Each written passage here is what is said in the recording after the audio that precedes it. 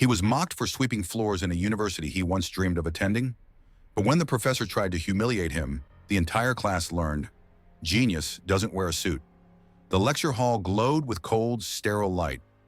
Rows of students in crisp designer jackets and polished laptops filled the seats. At the front stood Professor Raymond Cross, a man who wore his arrogance like a second skin. Outside the half-open door, Malik Carter, a 21-year-old black janitor in faded blue overalls, quietly pushed a mop bucket. He paused. His brown eyes lingered on the chalkboard filled with quantum equations.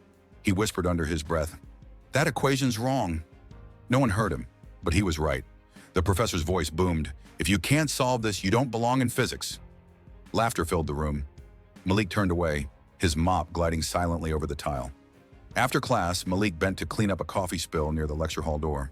A student, Ethan, one of the professor's favorite, sneered, "Careful, Einstein. Don't mess up the floor equations." Malik smiled slightly, keeping his calm. "You'd be surprised what's hiding in plain sight." The professor stepped out, tightening his tie. "Carter, right? You seem interested in physics. You think you could do better?" Malik hesitated. He wasn't supposed to speak up. "Sir, with respect, your third equation on the board has a sign error." The professor froze. "Excuse me?" "The variable's inverted. The phase shift goes negative if you're accounting for—" "That's enough!" Cross snapped, humiliated as a few students smirked. "Clean the floors, not my equations." That night, Malik sat under the flickering storage light, reading a battered notebook. Inside were pages of advanced formulas and sketches of particle interactions. A photo of his late mother, a math teacher from Chicago, was tucked in the corner. She used to say, "Baby brilliance don't need permission," he whispered. "I'm not going to hide forever, Ma." 2 days later, the professor's new lecture drew a crowd. A rumor had spread. The janitor corrected him last week.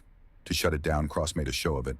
"Mr. Carter," he said loudly as Malik entered to clean, "why don't you show the class your expertise? Solve this." He scribbled an impossible differential equation across the board. Students laughed, phones came out. Malik froze, until one kind voice whispered from the back, "You got this, man."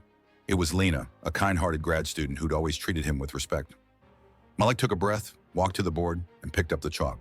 In seconds, his hand moved with precision. Symbols flowed like poetry.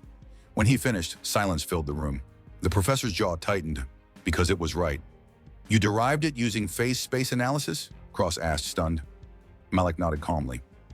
"It's basic Hamiltonian mechanics. Even if the coordinates shift, the energy remains conserved," phones recorded. A legend was born in that moment. The clip went viral. "Janitor solves university equation in seconds." Social media erupted. Students began to greet Malik with respect. But the university board wasn't amused. They summoned him, questioning why he'd been working without a degree. "Do you have credentials, Mr. Carter?" "No, sir," Malik replied quietly. "Only knowledge." They threatened to remove him from campus. Lena protested, "He belongs here more than half your staff." Lena dug through records and found something shocking. Before Malik's mother died, she'd been part of a NASA research fellowship. Malik had grown up studying her old workbooks, and by 16, he'd replicated equations used in Mars gravitational mapping. She presented her findings, but was denied credit due to racial bias. Malik was continuing her dream. The next morning, the dean called for a demonstration. "If Mr. Carter wishes to prove himself, let him present something." Malik walked in wearing a borrowed suit. He drew a clean equation on the whiteboard, a unified model for light and motion in variable fields. The board leaned forward. He began explaining in smooth, confident words. The same voice that once mopped in silence now filled the hall with brilliance. When he finished, the room erupted in applause. Even Professor Cross stood, eyes soft with respect. "I was wrong about you, Carter. The world will remember your name." Weeks later, a letter arrived. NASA Fellowship. His work had reached them through a viral video shared by a retired scientist. Malik smiled, holding his mother's photo. "We made it, Ma." Months later, he returned to the same classroom. Not as janitor, but as a guest lecturer. Students fell silent when he walked in. He looked around and said softly, "You never know whose brilliance you're walking past." Years later, a scholarship bore his mother's name, the Evelyn Carter Fellowship for Underrepresented Minds. Professor Cross, now retired, watched from the audience as Malik gave his first commencement speech. "Our minds are equal, even if our chances aren't. But when you rise, don't rise alone. Pull others up with you.